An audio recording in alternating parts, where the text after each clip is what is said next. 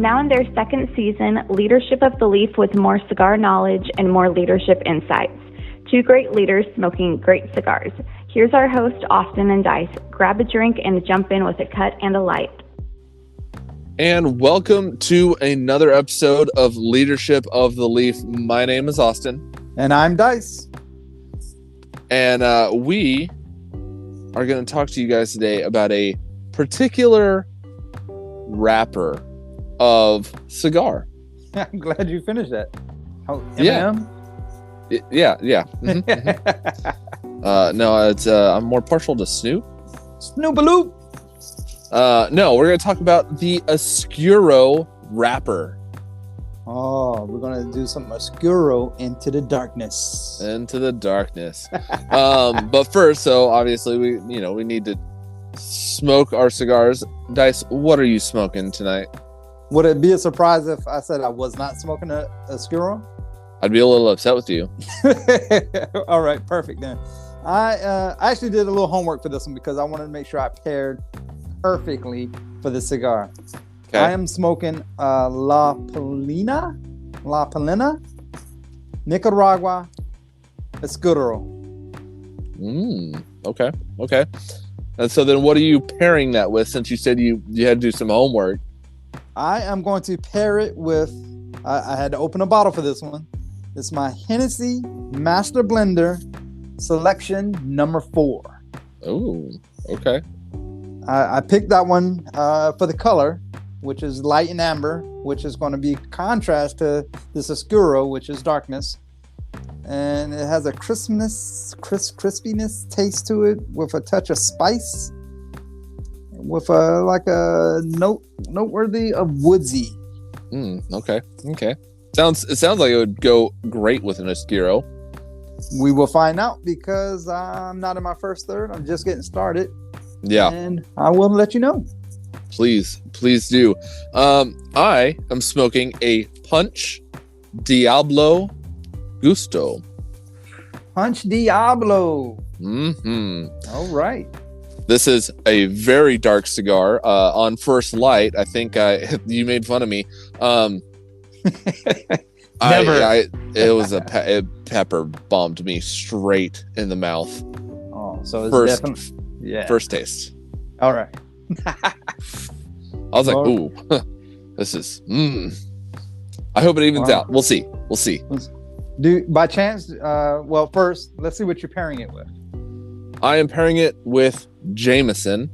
I wanted a lighter whiskey to kind of a little bit on the sweeter side to help tamper down some of that spiciness, so that way I could get the full effect of the flavors. Because a lot of times too, these Oscuros, they tend to be spicy, but then they'll also have like a chocolatey component to it. So I want to see if I can bring out some of that chocolate. Okay, that's fair enough. Now, the question I was going to ask before we talked about your drink is, by chance, do you know what your wrapper is? Yes, it is an Ecuadorian Sumatra. Ecuadorian Sumatra. Yep. Okay. Mine is just Ecuadorian, and we'll see how that works out. There's a reason why I asked, and we'll find out. Yeah. I do know that my binder is a Connecticut broadleaf with Honduran and Nicaraguan filler. It's interesting. So I definitely want to try it out. I'm excited for it. But yeah, it's definitely already a full-bodied cigar. I hear you loud and clear, sir. Yeah. But Oscuro. So we're going to talk about that. Let's jump into that. So Oscuro really just means dark or blackish in Spanish. Darkness. They're usually way darker than Maduro. When we were talking about doing this episode, you asked, hey, do you have any Oscuros on hand? And I went through my humidor, and there was like 3 or 4 that I was looking at, and I was like, that might actually be Oscuro. I don't know. I can't tell. So I had to do some research, and It turned out that a lot of mine are just Maduros, or they're like super dark broadleaves. So I didn't actually have an Oscuro. I had to go make sure I had one in preparation for this episode. All right. Well, that's perfect because I just picked up one and yeah, Oscuro. So this worked out well for both parties. So Oscuro, we're talking about the tobacco leaves. Of course, we mentioned that you said earlier they're black in color, but yep. That doesn't matter when it comes to the actual leaves because it's not about the leaf for an Oscuro. Well, the Oscuro leaves are usually like the first priming on a tobacco plant. They grow at the very top and get the most sunlight. So when they get fermented in the pilones and everything else, they usually come out way darker than anything else. Yeah, I do know they tend to leave these on the plant a little longer. Mm-hmm. Of course, the longer they leave it on the plant, the darker the leaves are going to become.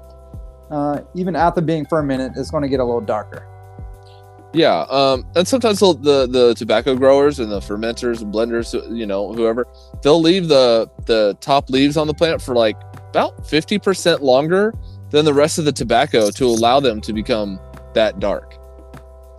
Yeah, over time, I could see like it definitely has to be pre-planned, right? Like this crop, we're going to make it Oscuro. We're going to. So your Ecuador and Sumatra, that means they left it on the plant at least half the time longer than they normally would. Yeah. I mean, so it's all about how it's made. Yeah. And since they're left longer, they basically begin to cure while they're still attached to the plant. So that allows them to really cure while it's still in the stalk. So they're still getting that nutrients. So once you've taken off, there's still nutrients in the plant even after it's been harvested. And so once they remove the other leaves, that just means that all of the other minerals and everything else go to the leaves that are still left on the plant. So that is usually tending to be makes it thicker, darker, richer, a little bit maybe sweeter in flavor. Yeah, because it's going to bring out that actual natural sweetness of that tobacco because they left it on there for so long. Yeah, and Oscuros have a very distinct and pronounced flavor. It's very, very interesting. The darker the cigar is, usually the richer the flavor. But Oscuros usually have a stronger, I would say, more full-bodied smoking experience. Which I would say you was definitely evident of that when you first lit up. As you said, I did tease you a little bit because it was definitely a full body from like the beginning. It was definitely a distinctive. It was definitely a pronounced flavor profile that you got. From an Oscuro wrapper because, like you said, they do tend to be stronger, which kind of makes sense when you see the darkness. You're like, oh, that's going to be a stronger cigar. It's not 100% always the case, but rule of thumb. Yeah. Usually rule of thumb, the darker the cigar, the stronger the cigar. Not always the case, but it is usually the case. We did talk a little bit. It's hard. It's near impossible unless you've been doing this for a very, very long time, or you're a blender, or you're a grower. It's hard to distinguish between a Maduro and a Oscuro leaves based solely on the color. It's damn near impossible. As you mentioned earlier, I keep throwing back to you because you mentioned at the beginning, you was going through your humidor and you was picking out all these dark wrappers. And you was like, well, it could be an Oscuro, and then you did your research, and it was actually Maduro. So I wouldn't think an average Joe Blow smoker is going to be able to figure out the difference between them. Even you, I know you're not a seasoned vet, but you're up there. You got a lot of years under your band there, and you still did a little research just to make sure. Right? Yeah. It was one of those things like I went through and. If it doesn't say Oscuro in the name, right, or it's not a Punch Diablo, because those Those are like pretty easy ways to tell. It's hard to determine if it's a Maduro or an Oscuro. And really the difference is the fermentation process that the tobacco leaves go through is going to determine whether you end up with a Maduro or an Oscuro. Yeah, because even though we're mentioning Oscuro is definitely something that is shorter time with a lower temperature than a typical Maduro that they're left to ferment. The process calls for putting the leaves in the bells or the barrels, or however they're gonna ferment them over time for a further longer period of time, further aged process. Yeah, and so during that aging is when they get their color. But then, really, in all technicality, the fermentation is what determines whether you get an Oscuro or a Maduro. The leaves can be the same color, but you have to look at how they're fermented to determine which one you actually have. Yeah, because Oscuro can be like mine is a dark brown, whereas yours is definitely black. Yeah. So there's different ranges in the pitch of the color when it comes to actually Oscuros. Right. And like I said, I think I picked up like 3 or 4 different ones out of my humidor, and I was looking at I was doing the research to make sure, and I was like, I picked up one, and I think it was actually the CAO Mortal Coil Arcana, which I smoked on air last season, and it was dark. And I was like, oh, this has to be an Oscuro. Nope. I was like, fuck, it's a Maduro. All right, well. So, but I was like, this is black. Like, this has to be an Oscuro. Nope, it did not. Yeah, I remember that. We debated that actually on that episode. I remember that. Yeah. But it is what it is. But yeah, so Oscuro is not a type of tobacco, but more than, like I said, the fermentation, the method by which the leaves get different strains of tobacco to grow darker. You do it one way, you end up with Oscuro. You do it another way, you end up with a Maduro. It's similar to like Scotch or Irish whiskey or whatever. To be in Scotch, you have to have certain mash percentages to be considered a Scotch. You have to have certain mash, and then you have to have age it in barrels for so many years. That's the same thing. Oscuro has to be fermented this way, with lower temperature, longer than a Maduro. Well, I'm glad you mentioned like the different mash and stuff for your drinks, because like Maduro, usually Oscuro use a hardier type of leaf when they start fermenting the tobacco being used to create these Oscuro wrappers. It has to be a hardy leaf because it's going to go through a longer aging fermentation process. Right. You're not going to see something like Connecticut Shade, right, which is a very thin leaf, but you could see a Connecticut broadleaf, or a Mexican San Andreas Negro, or Brazilian Matafina, or the Nicaraguan Habano. Those are usually made into Oscuro wrappers. They're hardy, they're strong. Yeah, they're selected just for that purpose, because after fermenting for so long periods of time, your leaf it can become brittle. So if you was to use a shade and you try to make that shade of Maduro, eventually what's going to happen is when you tried the Torcedor, the cigar roller, when they try to roll it, it's going to not work out in their favor, and it's just end up in shreds. Yeah, it just won't work. You got to have a strong enough leaf. Usually, what I find is kind of a toothy wrapper on Oscuros. That usually lends to being stronger to be able to actually roll around this cigar, make it one. Well, since you brought up that stronger, more full body, more full everything, right? So here's a little pro tip for those that are out there. Maybe you're not advanced to smoking, maybe you're in the middle, whatever, wherever your stage is. Maybe you don't know. If you are getting like lightheaded or feeling a certain way when you're smoking an Oscuro, or really almost any very full strong body cigar, get some sweetness in your life. A little piece of chocolate, some mint, whatever you decide to have at that time. But a little bit of sugar especially placed on your tongue, is going to help you out. After a while, you'll get back to your full great self, and you can finish your cigar with no problems. Yeah. I talked with a guy, and he was telling me, he goes, I like cigars and everything else, but a lot of times I get really lightheaded, and I don't like that feeling, so I tend to shy away from smoking cigars very often. And I said, oh, well, one, I would try I won't say a weaker cigar, but like a less full-bodied cigar. He goes, well, yeah, but I like the taste of the cigar. I just don't like the feeling. I said, well, if that's the case, then try, getting a mint, maybe not a peppermint, maybe like a spearmint or a piece of chocolate or something like that. I said, just suck on it. After about 10 minutes, you'll be like, oh man, I feel a huge amount better. Yeah, and there's a few times I felt that way, and then I'll be like, hey kid, bring me out a piece of whatever, because she got candy for days, right? Mm-hmm. Again, no problem, no fuss, no muss. Yeah, it definitely makes a difference. So just semi pro tip, try it out. Let us know what you guys think. Comment, message us at Leadership of the Leaf on Instagram.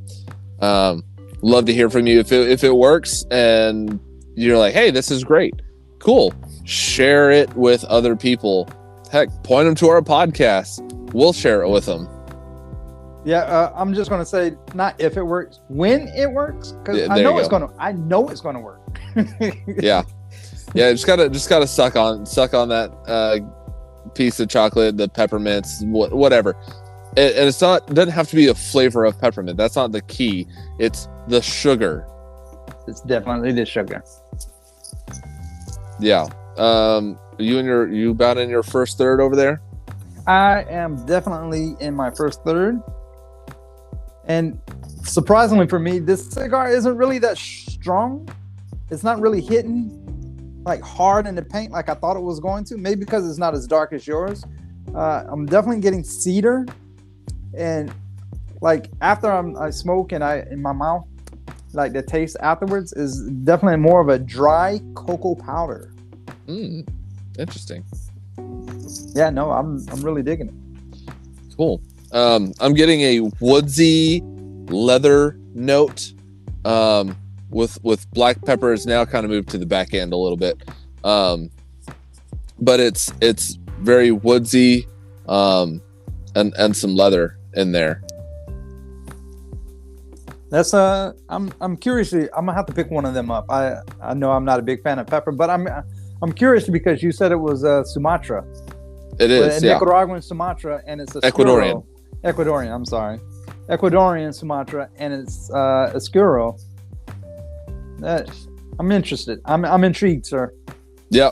No, I like punch. And I've always heard good things about Diablo.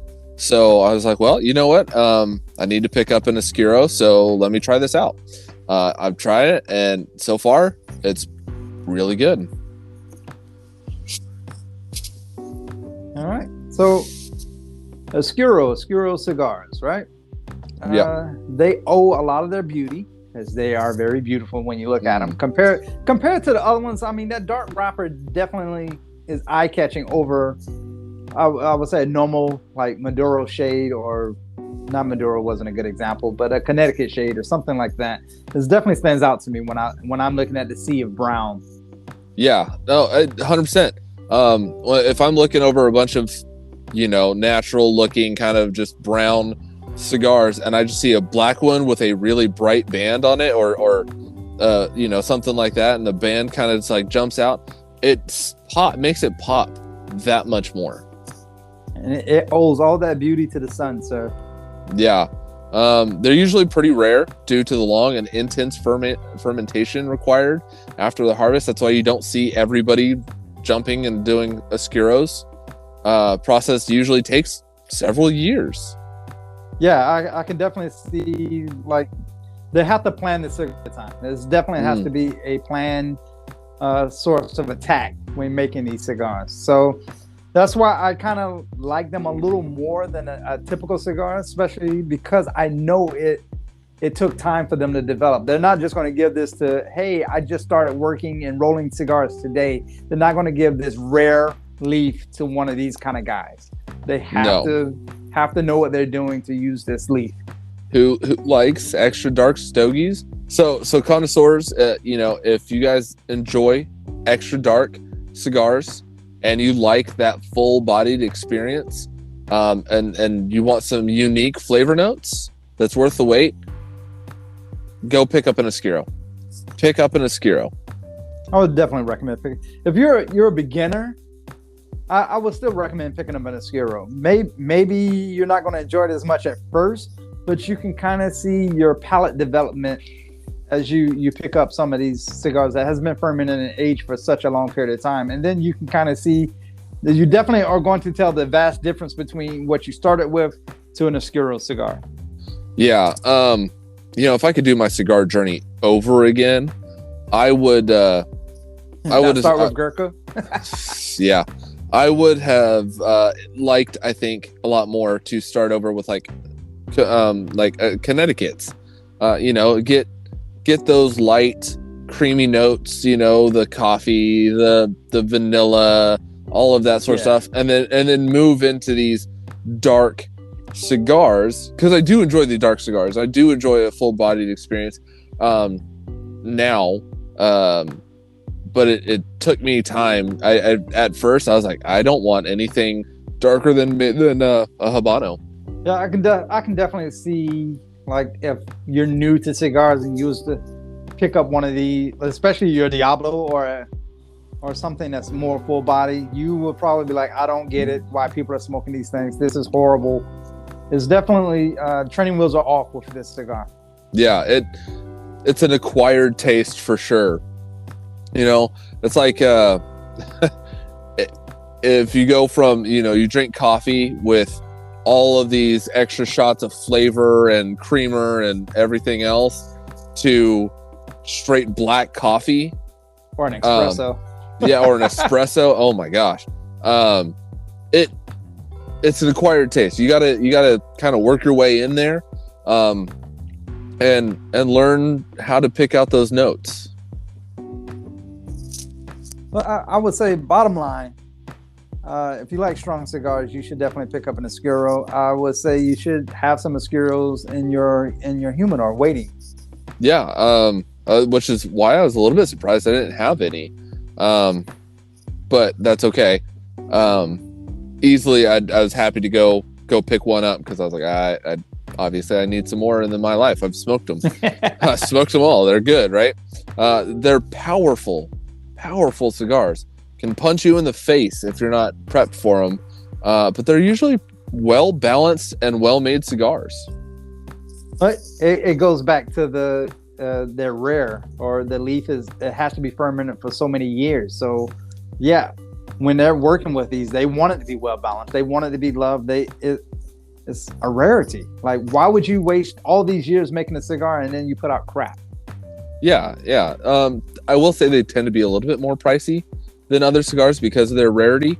But man, you pair this with a nice, I don't know, dark rum, or like a dark wine or something, or even like a nice dark kind of full-bodied Scotch, you're in heaven.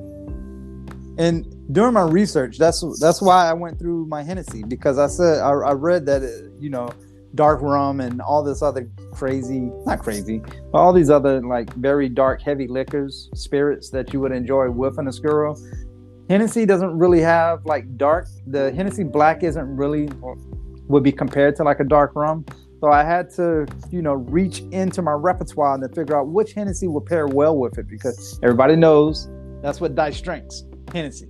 All day, every day. Cognac and cigars is that guy's thing. Yeah, and I'm a little bit more open on my liquors.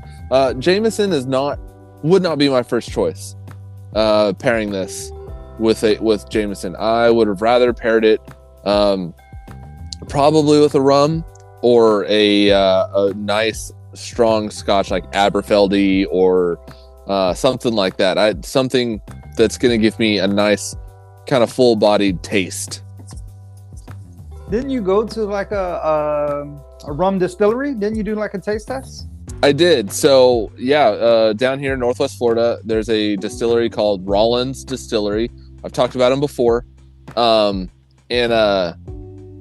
they had a lot of different rums. The guy, Patrick, is the guy who I was talking with. He is phenomenal. Really knows his stuff. And so I got to sit there and pick his brain for an hour and a half. The only reason I left is because I had to go get the kid from school. But, he had everything, all the notes, and it was fun to talk to him because we were talking about different notes of flavors and stuff. And I talked to him about some of it. He goes, I didn't really pick up on that, but I get that now. So if I had this and I had one of his dark rums, their rum brand is called Esprit de Cru. I guarantee you I could find a rum that they have that I would absolutely love with this. You said his name was Patrick? Yep. All right. Listeners, if you're in that Northwest Florida area and you want to go to a rum distillery, go check it out. Speak to Patrick, and you know what? Tell him Leadership of the Leaf sent you, and you might get something a little special. Yeah, that guy. Yeah, I've talked to him a bunch. He's like I said, he's awesome. Him and his dad own that distillery, and he blends all the rums for their brand. And man, it's so fun to just sit there and talk. I sat there and talked to him, like I said, hour and a half, and I had a blast. I'd go back there all day, every day. I'd sit there and talk with him easily for 4 hours if given the opportunity. No, that's amazing. That's amazing, sir. So Oscuro, dark tobacco. No, it's not a tobacco. It's the way it's fermented. Come on, let me be clear. That is definitely not a type of tobacco. It's the way it's fermented. Yes. Yeah. If you just see a jet black, onyx black type wrapper, it could be an Oscuro, but it also could be a Maduro. Ask your tobacconist. Ask a knowledgeable person who's working there, or if you're buying offline, do the research and pick up an Oscuro or two. I bet you'll find it a rewarding experience. I would definitely agree. Are you in your second, third, or you want to do it at the break? I'm just about in my second, third. I think we can do it after the break. All right, that sounds good. So Oscuro, black, darkish cigar, darkness cigar. Yeah. We'll take a quick break and we'll be back.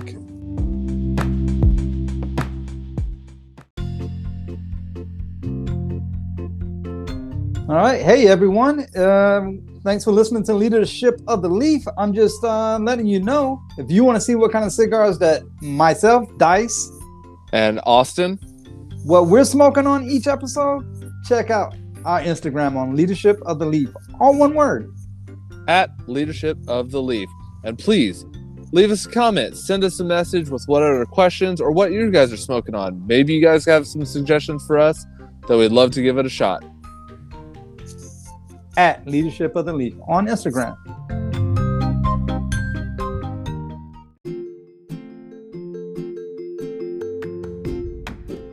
Hello, this is Kathy, better known name as Kat from A Case Expert Painting, and you are listening to the Leadership of Leaf hosted by Dice and Austin.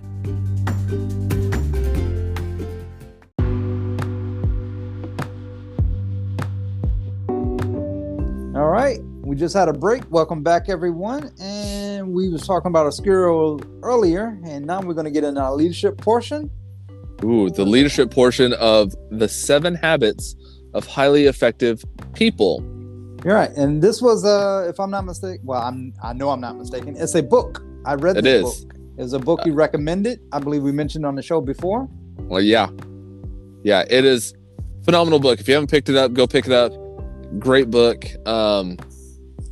It helped me quite a bit. But let's jump in with it. Before we jump in, second, third. How See? soon do we forget, sir? I know, right? I At least said I keep we. us on fucking track. It's like, do we even have show notes? Yeah. They start putting some extra shit in here. All right. So your second, third. What are you getting? Where are you at? Oh, you just puff? I'm putting smoke in the air. I get cedar, espresso, and toasted nuts. So the you're not really getting much pepper, or is it that pepper on the retro? I can retro hell some pepper in there. I feel like pepper is almost in every single cigar, but it's not as prevalent as it was when I first lit this up and I got blasted with that pepper. Oh my gosh. I guess they wanted to make sure you got Diablo in that name. Something, man. I was like, oh my gosh. For as my cigar, earthy, wood, and coffee, but my back end note, I would say it's cedar. I don't know if coffee's a stretch, but there's something there. I don't want to say espresso, so I'm gonna go with coffee. Okay. Coffee beans. I'm down with that. Yeah. All right. Well, let's jump into these 7 habits of highly effective people. So habit number 1 is being proactive. So we're in charge. We get to choose the scripts by which to live our lives. You get to choose how you react to things. So realizing, we've talked about this before, realizing that there is a space between input and reaction. So somebody says, hey, you're a bitch. You don't, all right, that's your input. There's a space there where you can choose to be proactive and take responsibility for whatever choice, and you're going to choose how you react. You have that ability. You don't immediately have to go punch the guy in the face. There's a space there. You could be proactive and say, hey, this guy's probably gonna say something that's gonna piss me off. I'm gonna choose to respond, like this. You can recognize you have that responsibility or that response ability, which the author defines as the ability to choose how you will respond to a given stimulus or situation. Right, and there's a part in there. I don't know if the listeners heard it or it just went right over their heads. Responsibility or response ability. Yeah, I love that reaction. Like someone cuts you off in traffic, you have options there. Most people are like, I'm gonna give them the finger. Well, okay, you can give them the finger if you want, or you can just be glad that you prevented an accident because you tapped your brakes a little bit to allow that person to go ahead and get all the way in your lane to go ahead and cut you off, because whatever they got, that's their life. Your response ability to that situation played a part in your reaction, your stimulus, and how you decide to resolve that situation. Right. There's that pause, right? Person cuts you off. You have a choice. Do you give them the finger? Do you speed up, start tailgating them? Do you tap your brakes, let them in? What do? There's a choice there. You don't have to go with a first knee-jerk reaction. Yeah, no, I love that response ability. Yeah, I'm gonna actually use that one. I'm probably use that one sometime next week. The ability to respond. Correct. And that's all right. That's going to be your choice. How you respond is your choice. Absolutely. Same thing. You get fired from a job. Okay, your response could be fuck you, fuck this job, fuck this place, fuck your face, fuck the faggot ass accent, whatever you want. Or you could say, thanks for the opportunity. I'm now going to go find something better. Right. Because who's in charge? I'm in charge. You are in charge. Yes, Yay. sir.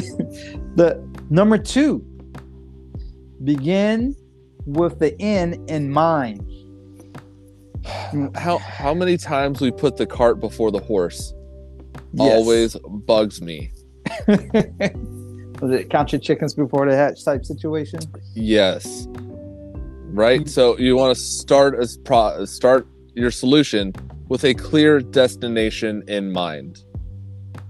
Yeah, you can use your imagination to develop a vision of what we want to become, or use your conscience to decide what values will guide us, aka your shoulder angels. Right. There's certain rules, I say unwritten rules that I feel like people should live by. One of these that I try to impart to my people, as I say, if you ever try it, it's a practice. Write your own obituary. Yeah, that's a great visualization tool for people to kind of figure out where they want to be in life.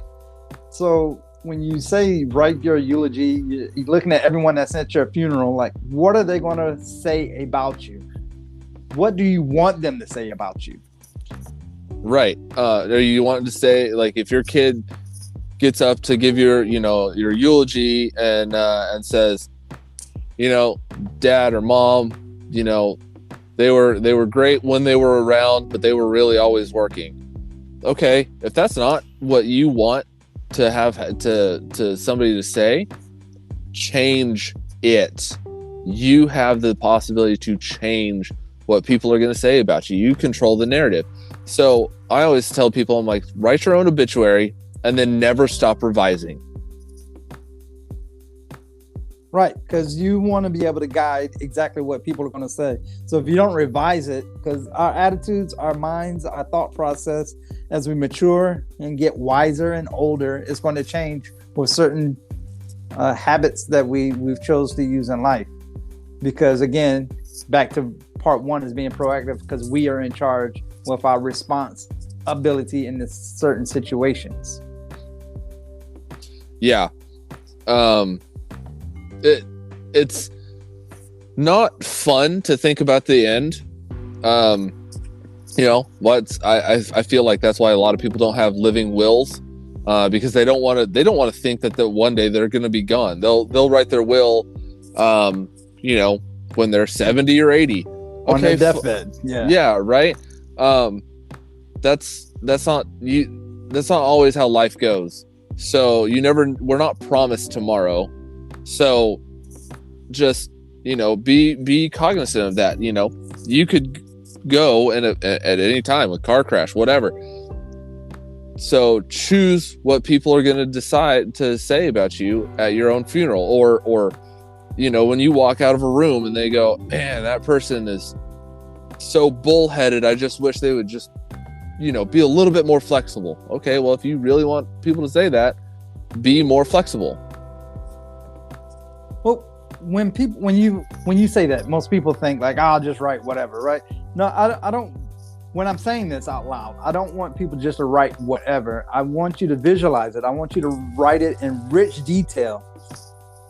Be honest with yourself. Look in the mirror.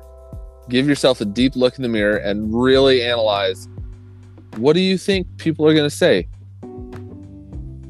What do you think what do you think stands out about you the most to other people? They had a lot of cigar knowledge and they were natural born leaders. Great. I'm happy with that. Okay. Next habit is put first things first. So First things first. We have to manage ourselves. We have to lead ourselves, right? The first person you're leading ever is yourself. So we need to put the first things first. We have to have the discipline to prioritize our day-to-day actions based on what's most important, not what is most urgent. I feel a lot of people fail at that. Oh, there's 100%. been numerous times where it's like, I got to get this done. Like, do you have to get that done? It's urgent. Is it urgent, or you just didn't manage your time properly? Like, let's peel this onion back and try to get to the root cause here. Like, for your sense, how's that saying? With lack of planning on your part isn't an urgency on mine. That's not an emergency on mine. Yeah. Yeah. I say that often. I'm in a very high stress job and a very demanding job, and people want to change things left, right, and center. And I ask them, I'm like, why are we changing this? Why did you not plan accordingly? Well, this. Okay, cool. Got it. You go, well, are you going to make it happen? Well, I will try to accommodate you the best I can, but I got to be honest, this is not important to me. The fact that you failed to plan properly is not important to me. I promised you that I would deliver 6 widgets. The fact that you want me to change to now 16 widgets because you failed to plan for this upcoming holiday or rush or whatever, not my fault. I would know that I can produce 6. I will produce 6, and I'll see how close I can get to 16. Well, you should always maintain your primary focus. Whether your primary focus is your task at hand, your relationship, whatever results you're going to get from that task at hand. And then secondary is focus on time. Yeah. So there's that quadrant, right? Where it's the graph where the first quadrant is urgent and important. And then, you move to the right one and it's not urgent, but important. And then you go down to the, underneath first one, it's urgent and not important. And then the last one is not urgent, not important. I find what a lot of people do is they tend to spend a lot of their time on the not important but urgent tasks. Usually these are your interruptions, meetings, calls, popular activities, scrolling Facebook. Oh yeah, my kid was talking about it, or was the wife talking about it? Somebody was talking about something that's a big time waster. You look up and then you're tickety talks. Yeah. You start looking at one, and then like 2 hours later, you're still sitting in that same spot looking at the different tickety talks, scrolling through. And you're like, oh, I'm just gonna watch this one, then I'll go fold laundry or start cooking dinner or whatever. And then next thing you know, you're like, oh shit, I've wasted an hour and a half on this. Yeah, trivial, busy work, time wasters. That's not urgent. That's not important. Just crap like that. But what is urgent and what is important would be something like crisis. Yep. Deadline-driven projects is definitely important and urgent. Any pressing problems that could rear its ugly head, of course, that's going to be urgent and important. Like, oh, my wife is going in labor. Now is not the time to scroll through tickety talks. You got to get to the hospital. Right. But something that's like not urgent but important, I would say like relationship building. You talking to your subordinates, finding out what's going on in their life, making them feel like you actually care and give a fuck. Recognizing any new opportunities that come your way. Hey, somebody brought up this idea for this new process. Well, is that a good new opportunity or is that a bad opportunity? Let's look at it. Planning for the future, planning for future crises, anything like that. But I would definitely put that in the important column. It's definitely not urgent, but it's important that you take care of those items. Right. I would definitely agree. Right. So we got to put first things first. So the fourth habit is think win-win. So in a win-win situation, both people win. Arguments or solutions are mutually beneficial and satisfying to both parties. That's not a compromise. It's a win-win. That's what I definitely see. Maybe I'm probably going to get, sorry, wife, but anybody that has a wife is going to compromise. It's not necessarily always a win-win situation when dealing with a spouse or something like that. Happy life, happy wife, that type of situation. But if you put it like you're and I relationship, we both want something, so we both want to have a win-win scenario. I'm not going to compromise because you don't want to be afraid to have the no deal stance. You don't want to be afraid to be like, you know what? We're both not going to win in this situation. Let's just both walk away. No one wins, no one loses. So a win-win is definitely a window that a lot of people fail to actually realize that it's a win-win situation and not a win compromise situation. Yeah, see, I a lot of times I see people they think in win-lose. I need to win, that person needs to lose. Why? What is that accomplishing? Well, it puts me ahead of them. Yeah, but if you win and they win, then they're going to come back to you in the future for their next project or their next problem or whatever, and they're going to be a lot happier with the results. When you have that win-win type situation, it's more fulfilling especially in a partnership scenario or any kind of really scenario, if both win in a problem that you're trying to solve, as you said, it's going to bring everyone closer together, and it's going to build that relationship stronger. Communication is going to be more open, and then everyone can agree on the urgency and the non-urgencies with what is important and not important. And I think a lot of times people either discount the win-win or they're unable to reach one because they're not open, and they don't try to understand the underlying issues from the other person's perspective. So they're only thinking about their problem and what they need. But if you put yourself in the other person's shoes and try to understand their issues, then you can go, okay, look, I get it that you don't trust that I can deliver on this because in the past I had this issue. Well, let me let you know that I have solved that issue, and now I can absolutely deliver. Okay, cool. That's a win-win. Cool. I won. I fixed my process. You win. You get what you want, and I get the business I need. We're going to do a dice dummy term scenario. So I'll look at it as in two co-workers working. I forgot my lunch today, but I have this thermos full of sweet tea. Oh, I overpacked my lunch today. I have 2 sandwiches today. So you can either have a lose-lose situation where one is going to go thirsty and the other one's going to go hungry, or you both can have a win-win scenario where, hey, I get one of your sandwiches and you get half my thermos of tea. We both have I have a drink and I have a sandwich, and you have a drink and you have a sandwich. Instead of both having a no-deal situation or a lose-lose situation where neither party is going to fulfill their actual balanced lunch, I guess. Yeah. Right. And it's just...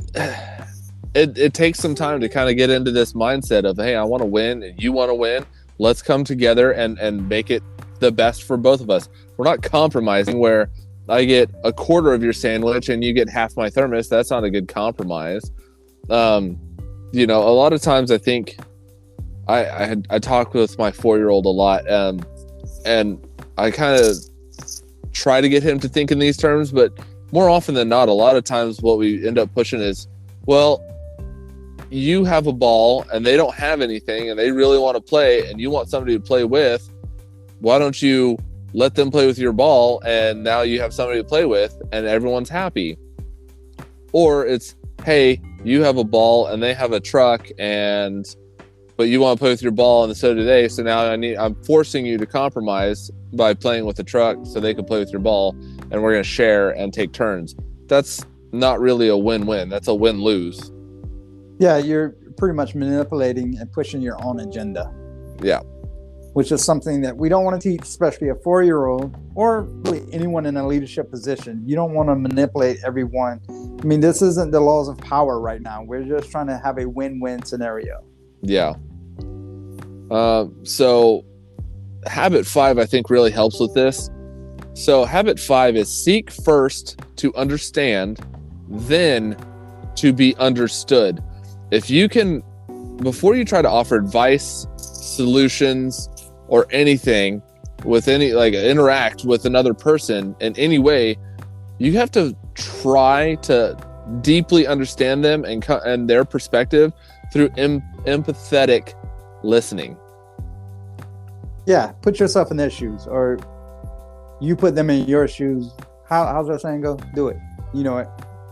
Oh, when you try to put yourself in their shoes. Yeah, put yourself in my shoes, and what would you decide?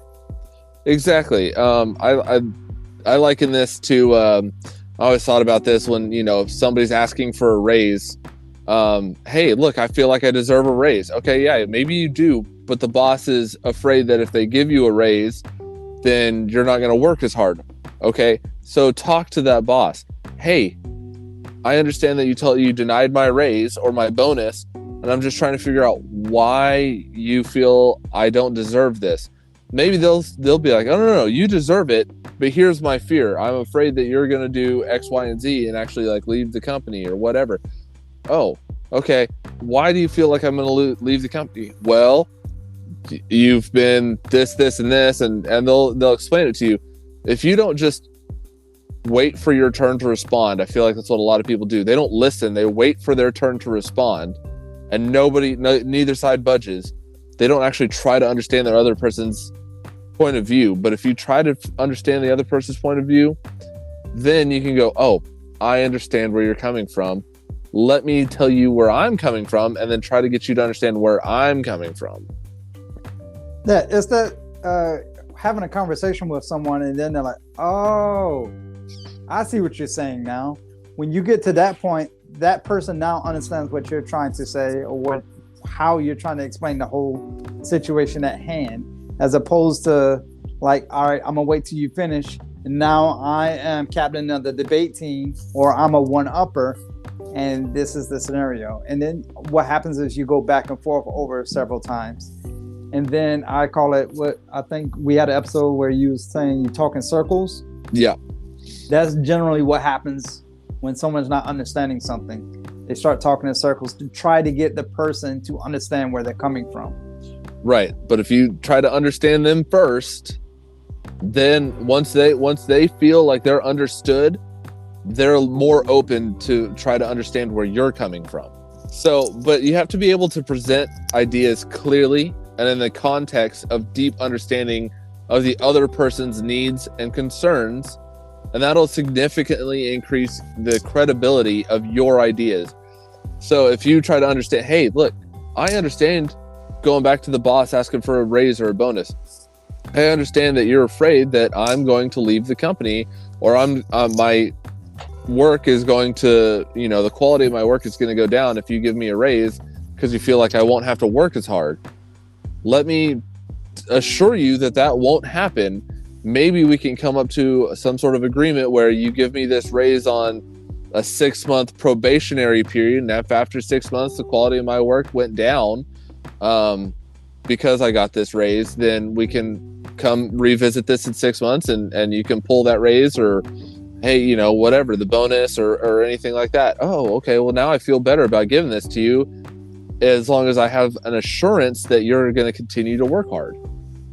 Correct. With the seek first to understand, then to be understood. With that whole scenario with 7 Habits of Highly Effective People, you're going back up the chain with that, because with the communication of seeking to first understand, then to be understood, you're aiming for that win-win scenario.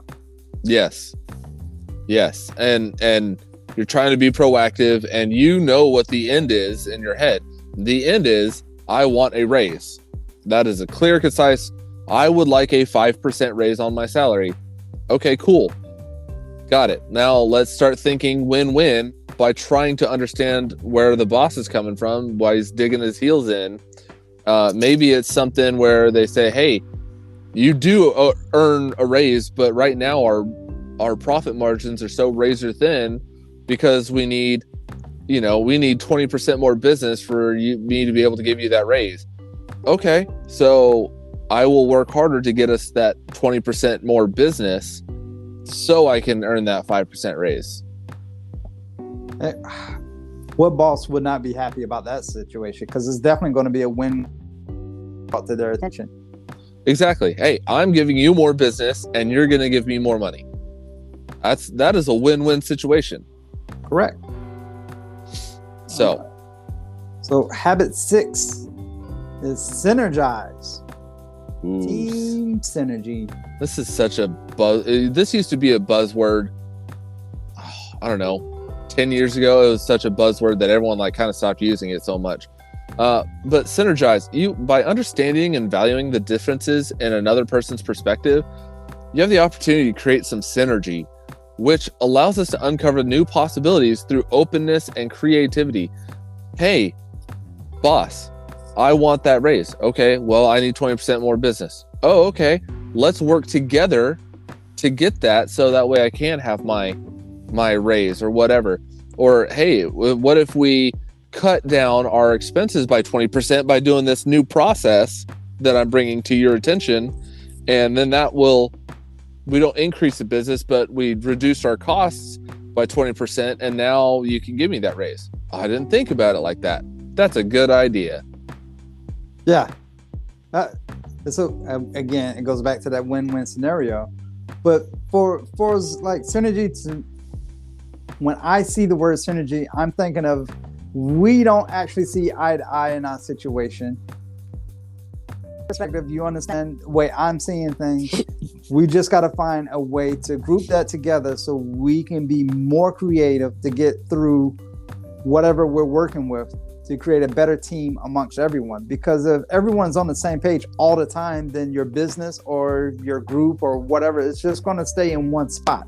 Nobody's going to be moving. You got a team full of yes men, and no one is going to try to improve. Right. So I always think it's kind of funny. So I try to think of, if I married somebody, or I teamed up with somebody who thinks like me and acts like me, that's a redundancy that I don't need. I already think like me. I already know what the hell I want. That's a redundancy that I don't need. But if I have somebody that's like the complete opposite of me, then okay, now I have a new perspective, and maybe I'm a risk taker and I want to take big risks. Well, I don't need another person that's a big risk taker. I need somebody who's a little bit more conservative, a little bit more risk adverse, to kind of pull me back, measure me out a little bit. Yeah, your scenario made me think of Coming to America, when his first bride to be. So like, what is your favorite food? Whatever food you like. Like, whatever you like. What's your favorite color? Whatever you like. Bark like a dog. Yeah. You have to value the differences in other people as a way to expand your own perspective. Right. Eventually, if I don't like the color blue and my partner likes the color blue, eventually, you know what? The color blue will enter in my life at some point in time. Right. Well, hey, I don't think we should go for this color of wall, because I feel like it makes people feel like this. That's interesting that you think that people won't stay as long in my restaurant because I have the color red on the walls. Okay. Well, maybe we should come up to, let's do an experiment, or let's try to come up with some other idea. What about this color? Oh, I didn't think about that color. Yeah, it's a great idea. Okay, sure. Splashes of red in it, or however. Right. I mean, it matches the border, the tabletops, however you want to do it. But if you have someone that's going to be on the same page as you all the time, then your whole fucking restaurant is going to be red. Right. And then you go, hey, I don't understand why people aren't staying as long. Yeah, I don't know either.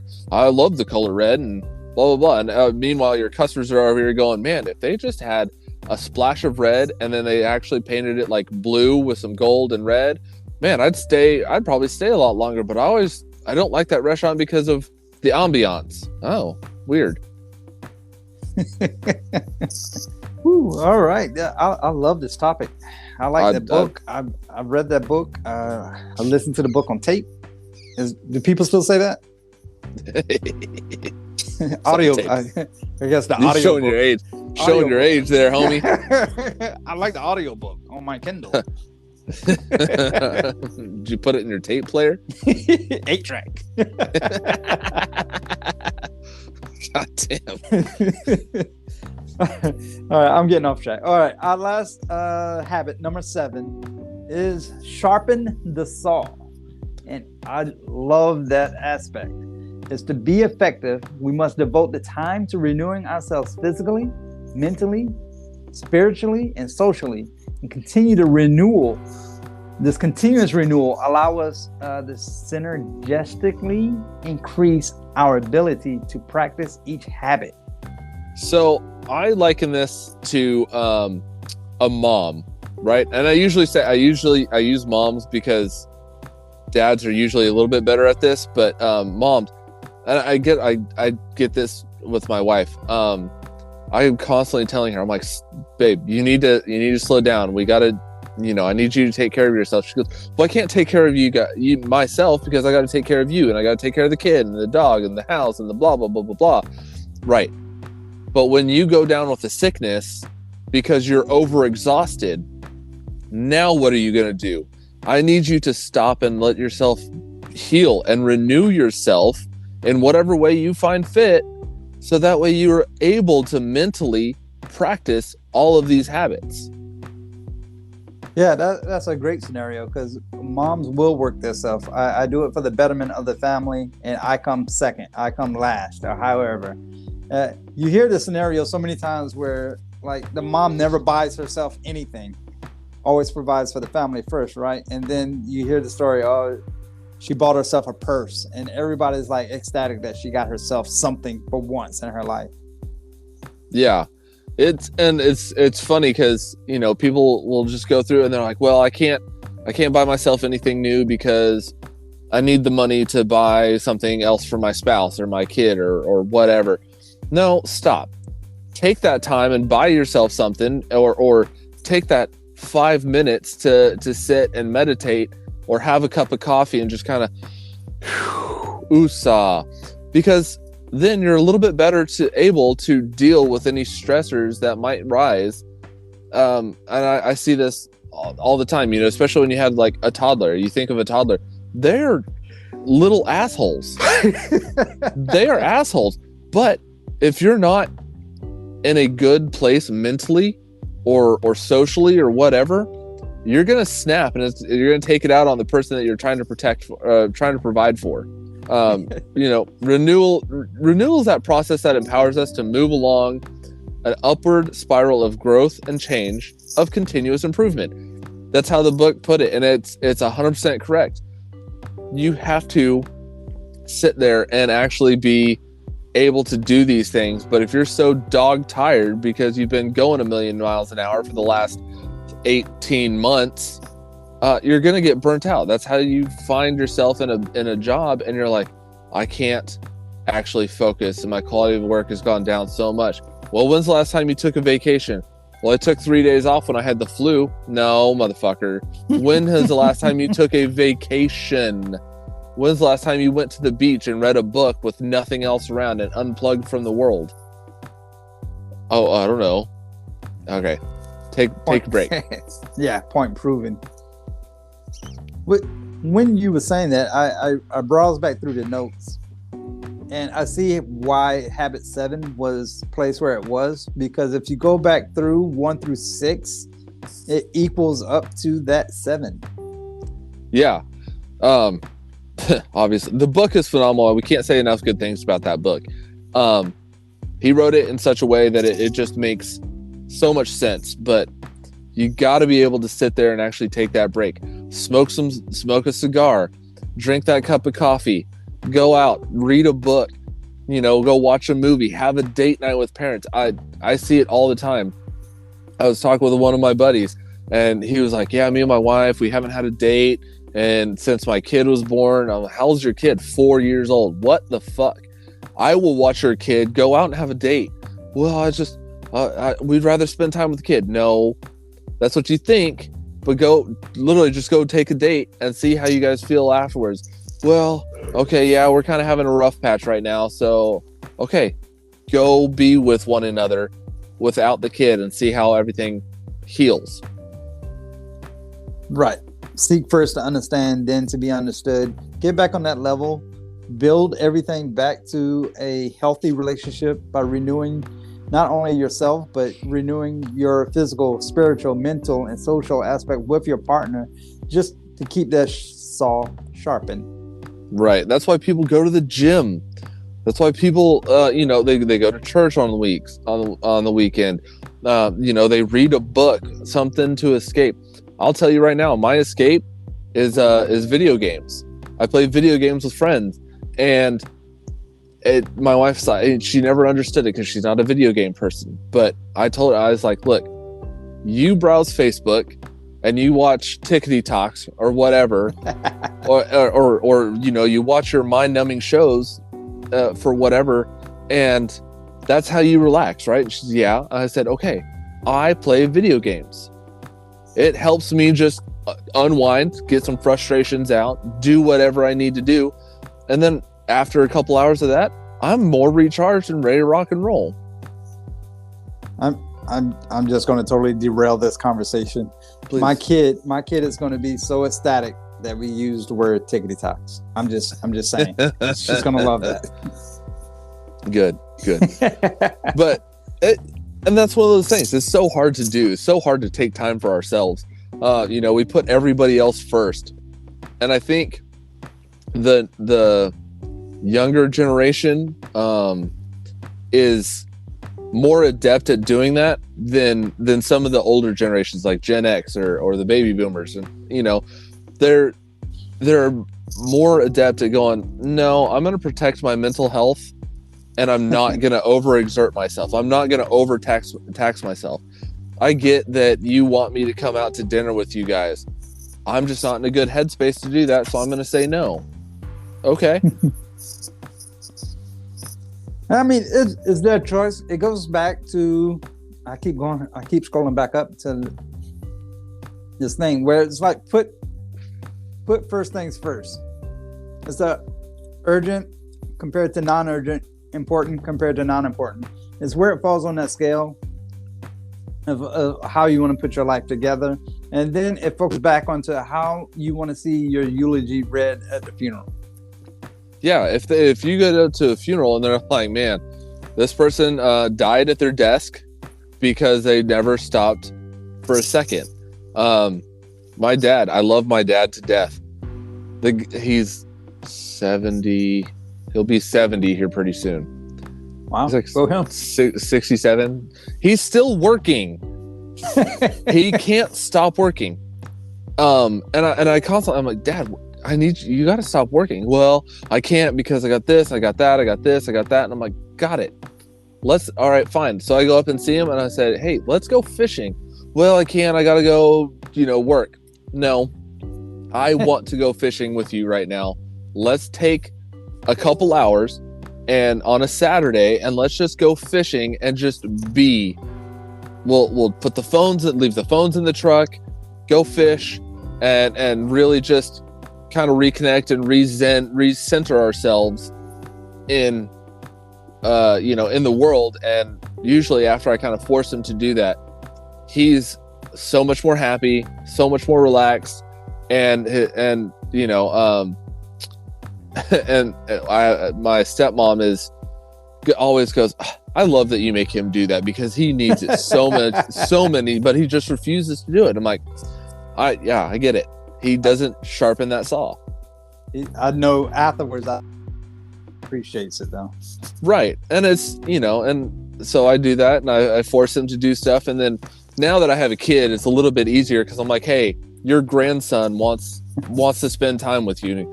Okay. And I don't ever see that. I never used to see him like toss his phone. He will like chuck his phone and go, all right, let me hang out with my grandson then. That's awesome. But it takes it takes us kind of forcing him to do it before he'll actually do it for himself. Well, over time, I will hope he eventually pick up on that. But I mean, as long as you continue to build that and foster that relationship, is going to do nothing but grow, and he's going to see it and appreciate it more. The saw will be sharpened, and all the other habits are just going to fall right in place. Yep, absolutely. And that's, if you can get in the habit of thinking win-win, putting first things first, begin with the end in mind, being proactive, seeking first to understand, then to be understood, and then synergize. You get in the habit of thinking like that. I don't want to say it wears on you. It becomes easier, and then once you start doing that, it actually ends up freeing up more time, so you can sharpen the saw. That's truly the message that we're trying to get here. It's definitely a great book. I can't speak highly of it enough. But one thing we want to end this on is your final third, sir. Final third. So white pepper has started coming through. I definitely get it on my lips, the white pepper. But on the back end is cedar. The toasted nuts and the chocolate has kind of gone away, and so is the espresso. But it's kind of morphed into a white pepper cedar. Yeah, those are the two that are really coming through now. It's good. It's a great cigar. I would probably only pick this up in singles, though. Singles? Yeah. All right. For my final third, that coffee is actually turned to espresso. So maybe it was espresso trying to come out when I was getting it earlier. Cedar and earthy is definitely a great cigar. The size was phenomenal. The burn line is great. The ash, everything about the cigar was on point. Unfortunately, I'm with you. I would have 1 or 2 sitting in my humidor. I would not get a box. If a 5-pack, nominally more towards 1 or 2, keeping it in the humidor. Yeah, maybe if the 5-pack was the right price. Maybe.